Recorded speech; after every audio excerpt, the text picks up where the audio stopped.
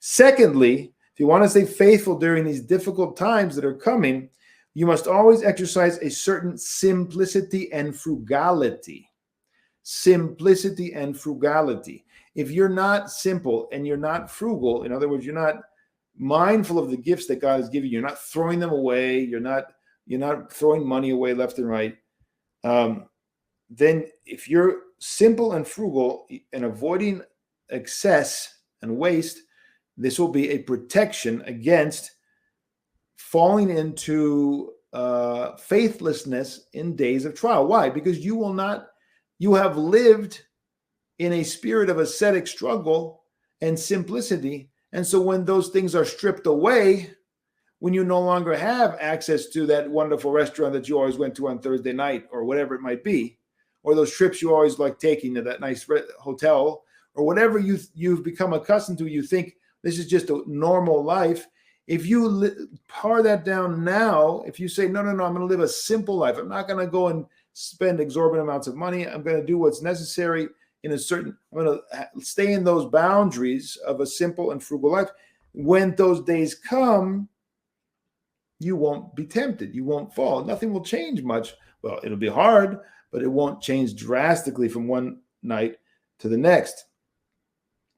And he says, because we live in times of unbelievable excess and waste, we have to learn how to be frugal and to preserve the food that God has given us.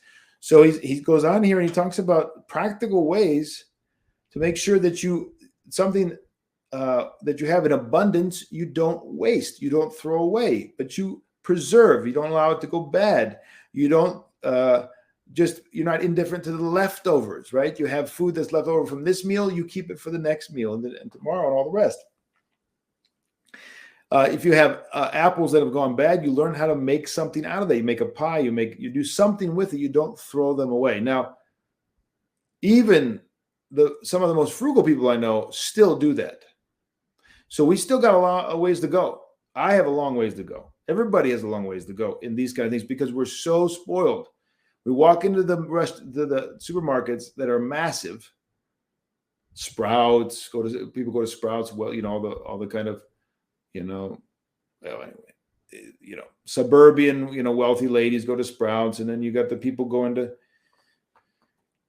This is not normal.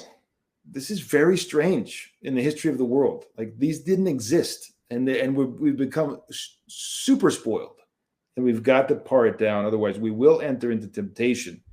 He gives an example of his mother during World War II in the German occupation, the Nazi occupation, and he says the Germans would eat their barbecue or broil their meat, and they would leave the bones. And what would his mother do? She would go and collect the bones from the German soldiers, bring them home, and she would boil them, cook them with a little rice, wheat, or flour, and they would give nutrients to the children so they would not starve. They would not become sick. He says we wouldn't throw rotten eggs away. Whoa, wouldn't throw rotten eggs. What would we do? We would break them, throw the rotten part away, and use the good part. Or old potatoes, the Germans would throw the potato peels away. We would go get the potato peels, and we would make a potato pie. So he's giving examples. Orange peels, he said. We would take the orange peels, and we would put them through the food mill again and continue to boil them, and we would add some raisins, and we would have a pastry for that day. So these things that we take for granted, we throw away in abundance, he's saying that's not how we lived. When we had those problems, it's not how we lived. So he's given us ways, practical and spiritual, to prepare and to get through the difficult days that are coming. He also goes to the example of the 5,000 with the Lord. They ate 5,000, and there was leftovers, so many leftovers they could feed. And he says that, the Lord commanded that they pick that up. They didn't throw it away. So in the gospel, we have an example. Do not throw your food away in the homes, he says. Keep this in mind. Those who throw God's blessing away will go hungry. Those who throw God's blessing away will grow hungry. You will go hungry. It's called giving rights to the enemy. We are all doing it. I'm first. I admit that I don't pay attention. I'm going through the day and everything is in abundance. We take it for granted, brothers and sisters. We will avoid future hunger, he says, if we do not throw food in the garbage.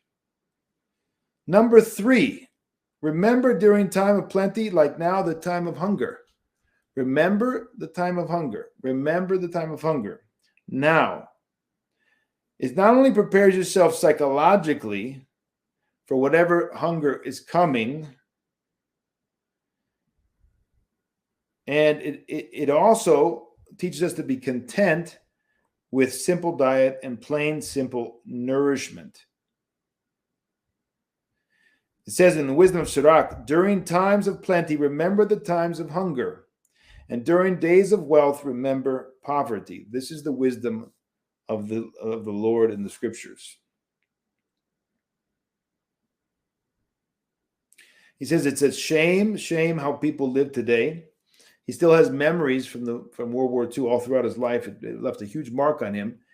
And every time he thinks, look how good that looks. He says, will this be available when hunger comes? He involuntarily thinks, will we have this when the days of hunger come? Do we think that? Do we think that? Do we actually say, am I going to have food in the days? Do we even think about the days of hunger? Here is a wake-up call for all of us. It's in Scripture. It's prophesied it will come. It's a matter of time. It will come. So he says here, we throw apples away because of a few worms or because of a slight bruise. Scripture warns to us always, remember hunger. Again, in Wisdom of Sirach, from morning till evening, conditions change and all things move swiftly before the Lord. The wheel keeps turning. Today we have plenty, but tomorrow? And finally, it says in the Psalter, we read about the righteous man. What does the righteous man do? Psalm 37, 25-26, he says, I have not seen the righteous forsaken, nor his descendants begging for bread. He's ever merciful and lends, and his descendants are blessed. So if we show mercy, when we are generous, we will have hope of attracting God's mercy. Do we show mercy? Do we think of the poor? Do we give to the poor when we see them on the street? Do we give to the poor and go out of our way and donate or give our time or show mercy to those around us? We will get mercy. If we show, we will receive. As we stabilize our faith, he says, we persevere and live in a state of expectation. In this way, then, we have the optimism and the hope that we will not be separated from God's will. Thus, we will not share in the awful predicament that awaits all the people in the world who have rebelled against God.